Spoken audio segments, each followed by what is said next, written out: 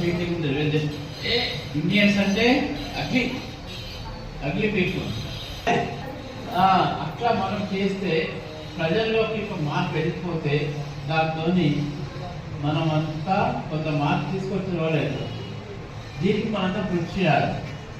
మనమే ఎందుకు బాధ్యత ఉన్నదంటే మనం వేరే వాళ్ళకన్నా మనం బాధ్యత ఉన్నది. ఎందుకంటే మనం ప్రభుత్వ సొమ్ము తింటున్నామా లేదా, కానీ మన బాధ్యత చేయటము, పౌర సేవలు అందించటము, పరిశుభ్రంగా ఉంచడం, పౌష్టికాహారము, విద్య, ఆరోగ్యం అన్ని విషయాల్లో మనం కష్టపడితే మహాత్మా గాంధీ కలగన్న స్వరాజ్యాన్ని సృష్టించడం అవుతుంది. కాబట్టి ఈరోజు ఇంత చక్కగా మంచి ధర్మసారకంగా చాలా వస్తుంది.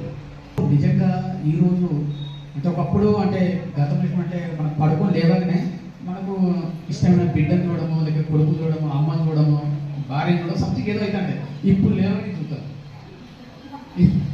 అంత అడిక్ట్ అయిపోయిందంట. అంటే లేవగానే మనం చేసే పని ఫస్ట్ నీ మెదడు లేచిగానే చూసేది ఇదే. ఇంత పెయిన్లు మా ఆఫీసర్కి ఇది అవసరం. ఎందుకంటే మాకు ఏం ఇన్ఫర్మేషన్ ఉంటుంది అన్నెసెసరీ. పిల్లలు కూడా అంటే మెయిన్గా చదువుకునే పిల్లలు కూడా మ్యాక్సిమం ఇదే దీనివల్ల చెడుతుంది.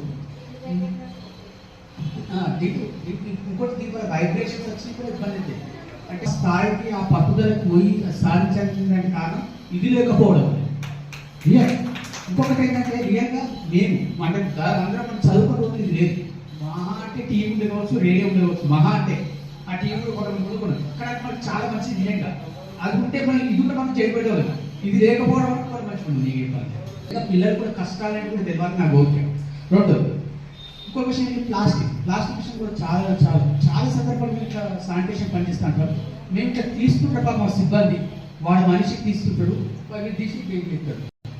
అక్కడ పక్కకే ఆలోచన ఉండదు. ఇంకొకటి మన ఆ టబ్ సెట్లు చెత్త వేసి ట్రాక్టర్ చెట్లు కూడా చేస్తుంది. ఇంకో ప్లాస్టిక్ విషయం కూడా చెప్పాలంటే సపోజ్ ఈ ప్లేస్లో ప్లాస్టిక్ ఉంది అనుకో, ఇక్కడ బొక్క మొదలదు ఒకసారి అస్తమంటే ఉంటుంది. ఎంత సిస్టమేటిక్ అంటే జాగ్రత్తగా ఉండడం. జనరల్గా కానీ మార్నింగ్ స్లీప్ నేను ఉన్నప్పుడు అంత కరెక్ట్ బిఫోర్ మార్నింగ్ స్నానం చేస్తే అక్కడ ఉండదు. కానీ దానివల్ల పొద్దు మ్యాక్సిమం మనం వెహికల్ అని కూడా బంద్ చేస్తాం.